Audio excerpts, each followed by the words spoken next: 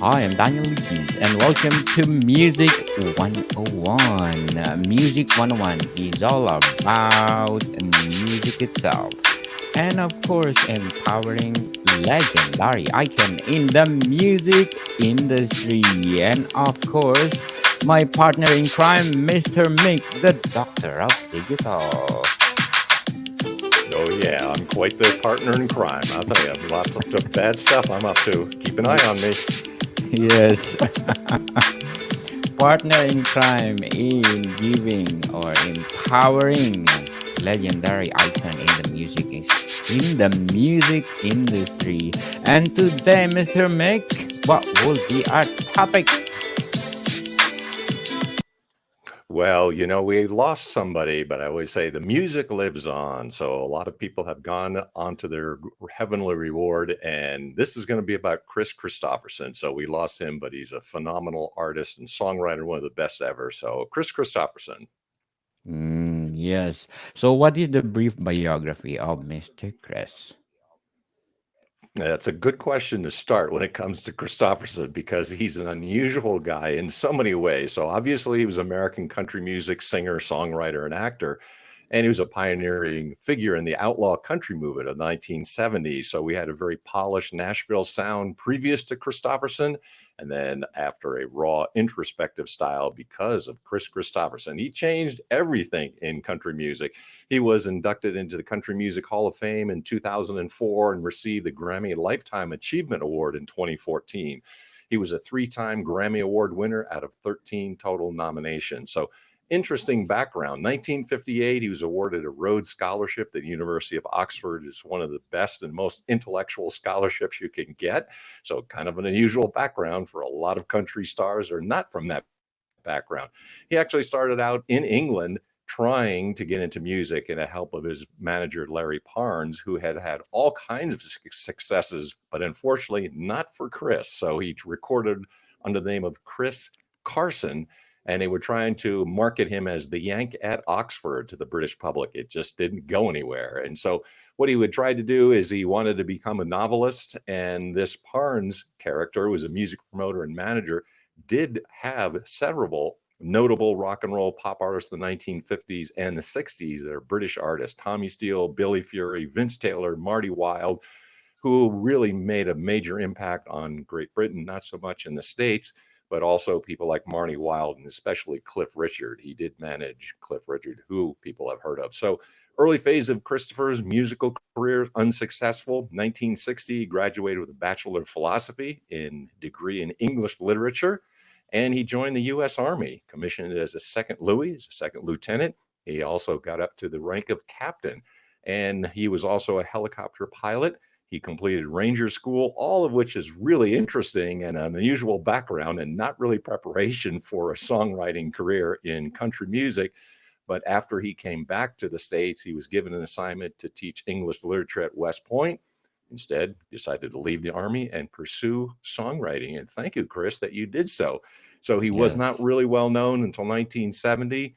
He had a connection with Johnny Cash, and Johnny Cash, a great quote about him. Chris Christopherson is one of the best songwriters of our time. His songs are simple yet profound, and yet they have a way of sticking with you long after you've heard them. Really true. True. And Mr. Chris, thank you so much. Thank you so much for your contribution to the world. And why was he such an important songwriter, even he's already passed away? Sure. We lost him, but some of his aphorisms are things that you just can't forget once you heard him. And I can say the same thing. That's from a personal perspective, too. So, one of his most famous lines was, "Freedom's just another word for nothing left to lose." And that was a big phrase for my generation that he observed in another big hit that was Me and Bobby McGee. In Help Me Make It Through the Night, he wrote, "Yesterday is dead and gone, and tomorrow's out of sight." In the song For the Good Times, he exhorted, "It is unnecessary to monitor the bridges that are in flames." So, some really great lines. So, stoic lines delivered matter of factly, often tucked into tales that he often wrote about that's facing up to some kind of loss, a lover, a friend, a hope, chance, or fleeting time. a lot of his characters are people can relate to because they're often isolated, luckless, drunk, or high, but they're still seeking redemption or at least trying to move on. And that's a lot like Christopherson himself. For example, in Casey's Last Ride, he was seeing his reflection in the lives of all his characters. And Christopherson established himself as a top songwriter just as the 1970s began, and his early songs were some of his most lasting ones. And his willingness to sing unpretty stories and his homey melodies were foundations for the outlaw country movement of the 1970s. No less a songwriter than Bob Dylan has said about him. You can look at Nashville pre-Chris and post-Chris because he changed everything. Christopherson's songs are a reflection of the human condition. They speak to our struggles and our triumphs, and they do so with an honesty that is rare. So if you have somebody like Bob Dylan saying you're a great songwriter, I think that's quite an achievement. So he went through the 1970s movie stardom, and he shared the outlaw victory lap in the 1980s. He joined Johnny Cash, Willie Nelson, and Waylon Jennings in the Highwaymen. He went on to write politically charged songs. But if you look at some of the things, especially his early ones and particular songs, those are really a good example of some of the best songwriting that we've got. Yes. So, what are the essential songs of Mr. Chris? Sure. So it's either people who know him already or need to get into Christopherson. But some of the most famous, and this is one that made an impression on myself and a lot of other people, was obviously Me and Bobby McGee in 1970. So this is a tale of hitchhiking, harmonica playing lovers from his debut album, more wistful and less cathartic. They also a very big hit was Janis Joplin's number one hit version, was released in 1971 after her death.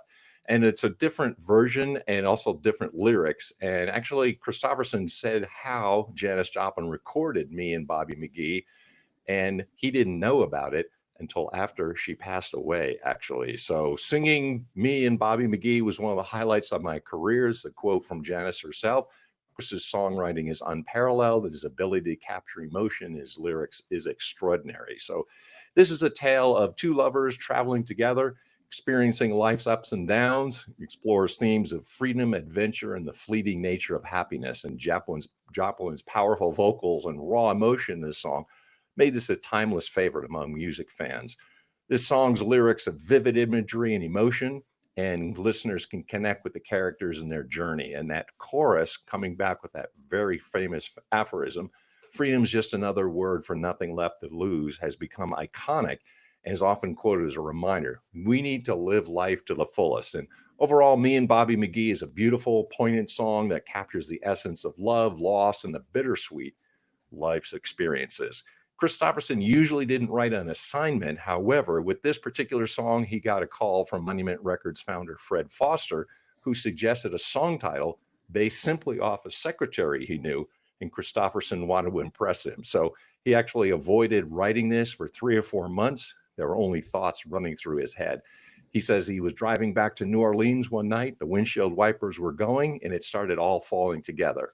And he crafted this country song about the two drifters, and it actually became Janis Joplin's only number one hit he heard after her death in 1970. And he says himself, afterwards, I walked over LA all in tears, and I just couldn't listen to the song without breaking up. So it's about companionship and freedom. These are a duo that embarks on a road trip, not only physical travel, but it's an also exploration of their inner selves and the complexities of their relationship. And that song delves into themes of love and loss as the narrator reflects on the transient nature of their time with Bobby McGee. And in conclusion, you can say Me and Bobby McGee is a masterfully crafted song that weaves together themes of freedom, love, and that quick nature that can go really fast away for everybody, human connections. So that's one of the best songs ever. And it's also number one hit for Janis. And I should mention, of course, that actually Janis and Christopherson had a relationship too. So that's a little sidelight as well. They actually knew each other personally. And Christopherson said she was pretty wild and crazy, because she certainly was, but we lost Janis as well too. Another song, Help Me Make It Through the Night. A potential hookup becomes a prayerful moment in this song. Christofferson urges, quote, "Let the devil take tomorrow, Lord, tonight I need a friend." So it's a plea for comfort, and it's got one of Christofferson's most elegant memories and refrain. So that was also released in 1970, became a hit. It's a poignant ballad, tells a story of a person who's seeking comfort and solace in the arms of a lover to help them make it through the night. And in the lyrics, you can hear there's a sense of vulnerability and longing as the singer expresses their need for companionship and emotional support. Beautiful melody, heartfelt lyrics resonated with listeners. It's one of the reasons why this particular song has endured as one of its most beloved songs in the Christofferson catalog. So most of us have experienced moments of loneliness, sadness, or despair, and that song captures these emotions in a very raw and honest way. Everybody is wanting to make a connection and can understand this. It also then was recorded by just about everybody. Elvis Presley, Jerry Lee Lewis, Tina Turner, and most famously, Sammy Smith. He actually had a #1 hit with this, and overall make it through the night. Timeless classic that continues to resonate. Another song to mention is For the Good Times, also from 1970. He says, "Make believe you love me one more time." So the singer urges For the as the lovers. couple is breaking apart. Yeah, it's a lovely lyric. So it's like, Yeah. just one more time for the good times. It's I thought the memories, classic ballad.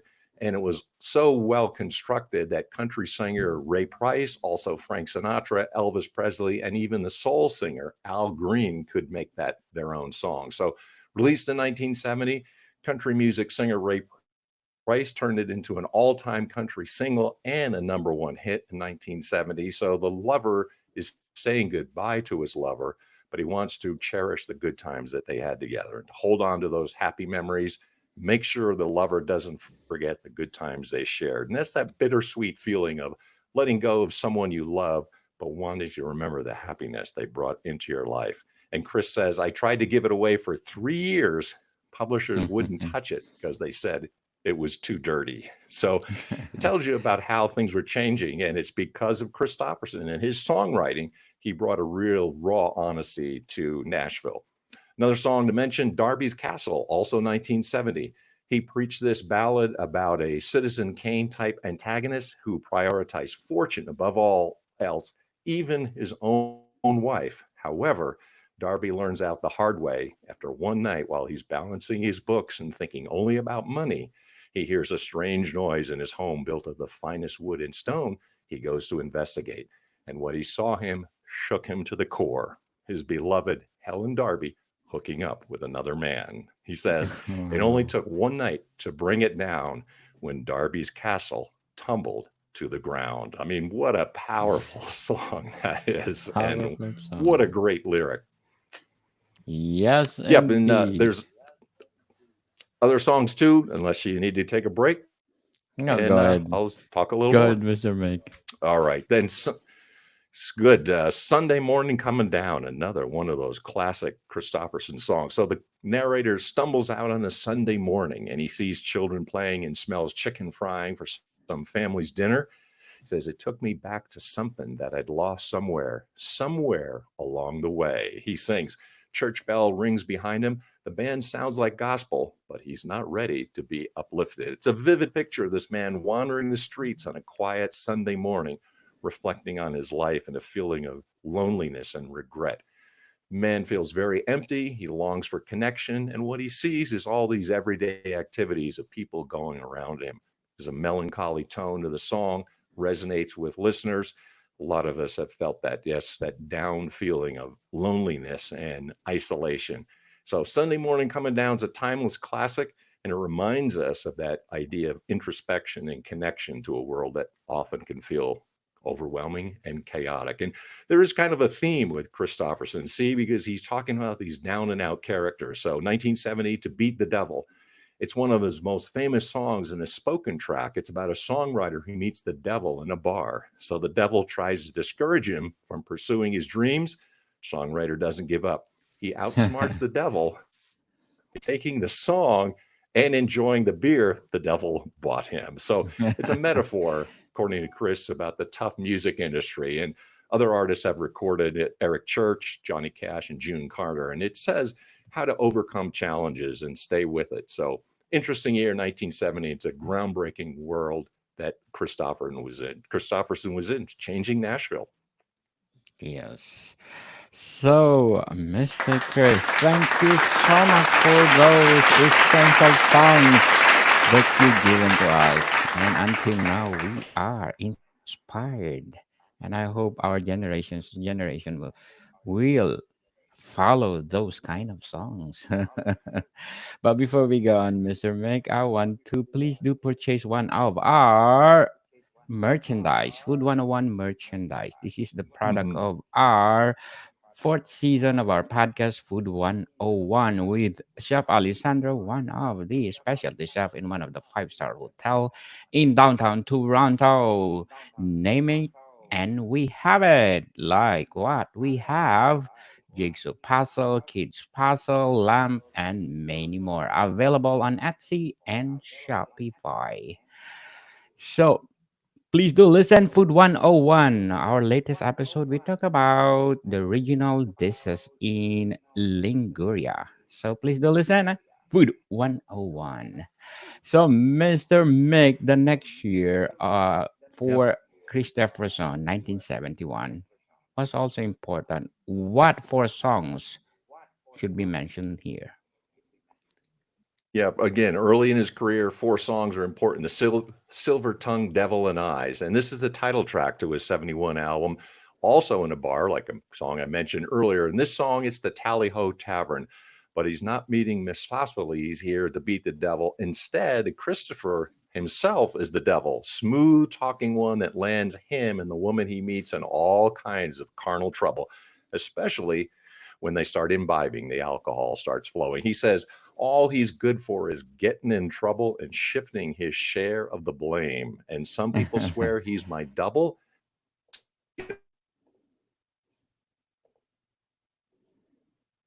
Some devil. So this is a near parable is disguised as a barroom waltz and some tinkling honky tonk piano.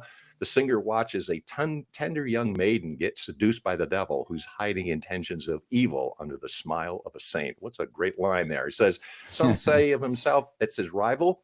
Some swear he's my double. Some say we're even the same. But the singer is only mortal, and the girl has made his choice. So the song tells the story of a man who finds himself entangled in a tumultuous relationship with a woman, and the lyrics paint a portrait of a complicated and destructive love affair when the man is seemingly under the spell of the woman's silver tongue. And despite her toxic behavior, continues to be drawn by her charm and deceit, unable to break free. So this song explores themes of love, betrayal, and the power of words that deceive and manipulate. It serves as a cautionary tale about the dangers of getting caught up in relationship with people who may not have your best interests at heart. So the woman maybe is a singular silver tongued devil, maybe the devil himself, maybe the songwriter, but sometimes all men and women are devils. Hey, another song, The Pilgrim, chapter 33, 1971. There's a down and out itinerant songwriter in the Johnny Cash type of march. And it says lyrics are really famous and really well known. He's a poet, he's a picker, he's a prophet, he's a pusher, he's a pilgrim and a preacher, and a problem when he's stoned. He's a walking contradiction, partly truth and partly fiction, taken every wrong direction on his lonely way back home. So that's the image of the prophet. So it's one of the most iconic songs, a poignant, introspective ballad that tells the story of a journey through life and self discovery. It's the struggles and triumph of a wandering soul. A lot of us can relate to it. He's searching for meaning and purpose along the way, and those heartfelt lyrics and soulful delivery capture the essence of the human experience, and that resonates with people. Throughout this, all the lyrics is rich tapestry of imagery and emotion. It's a vivid picture of the challenges and joys that come with the passage of time. And it's haunting melody, poetic lyrics, and also this reference to being a pilgrim. So being a pilgrim on earth. And there's a bunch of buddies that inspired it. Dennis Hopper, Johnny Cash, Jerry Jeff Walker, Rambling Jack Elliott. So it's an outlaw ballad in which the outlaw is an artist, seen his ups and downs. He says, wasted on the sidewalk in his jacket and his jeans, wearing yesterday's misfortunes like a smile. So another song, Jody and the Kid, 71. And this was inspired by one of Christopherson's nicknames. So apparently he goes in, according to one biography, musician and his daughter Tracy were spotted on Music Row in Nashville. And someone says, look, here comes Critter and the Kid. And so he wrote a song about it. So hit in 1968 for Roy Drusky, and Christofferson version is poetic and forlorn, but interesting song. Another song, 71, Loving Her Was Easier Than Anything I'll Ever Do Again. It was a great title, too. Originally, this was written for Waylon Jennings, whose version was released before Christofferson even recorded his. But this 71 song became his first charting single and only one of two top 40 pop hits of his career. Perfect meter and devastating use of simile. He writes in it, dreaming was as easy as believing it was never gonna end. What a great song. Also covered by Willie Nelson, Roger Miller, Skeeter Davis, Tom Paul, and the Glazer Brothers. And this was a heartfelt ballad that's transformed into a near jerking tribute to this man. So 1971, a great year for Christofferson. A great year. And of course, in 1972, Mr. Mick, what are the four songs mentioned? Yep. So Jesus Was a Capricorn was an ode to John Prine in 1972. And great song. And also interesting because this is a hilarious, upbeat song which uses the image of a hippie Jesus to take a shot at ignorance and hypocrisy. He says, long hair, beard, and sandals, and a funky bunch of friends reckon may just nail him up if he come down again. He says somebody's going to have to look down on him. So kind of reminds me of, okay, you can be hypocritical and you really want to be better than you could. He honors John Prine, who is also a famous songwriter in his own right, of course, but that irony, humor, and clever homespun turns of phrase are really part of Christofferson's delivery and shows the influence of John Prine, of whom he said once, if God's got a favorite songwriter, I think it's John Prine. So he's trying to honor one of his songwriting buddies. Why Me? 1972. He attended a church service, very low period of his life, with his future wife, Rita Coolidge, and future country star Larry Gatlin among the backup vocalists. He sings about the life he's lived and the change he needs to make, and really confessional power. The lyrics are very powerful. He says, why me, Lord? What have I ever done to deserve even one of the pleasures I've known? Tell me, Lord, what did I ever do that was worth loving you or the kindness you've shown? Lord, help me, Jesus. I've wasted. So help me, Jesus. I know what I am, but know that I know that I've needed you. So help me, Jesus. My soul's in your hand. Interesting lyrics because he's not a gospel singer by any means and not particularly religious, but great song, and also related to another song he wrote called Why Me. This was a song he actually recorded and told about why and how he recorded that. So a similar theme. And also Border Lord, 1972. He talks about a fugitive life, leaving every yesterday behind and running like you're running out of time. Find any comfort you can. He liked that name so much, he actually named one of his 1980 bands the Border Lords right after that particular song. So then also Nobody Wins, 1972, and it's dissecting and settles a romantic dead end. It's a shame to make the same mistakes again and again. It's over. Nobody wins. What a great song, too. If you ever in a bad relationship, nobody wins.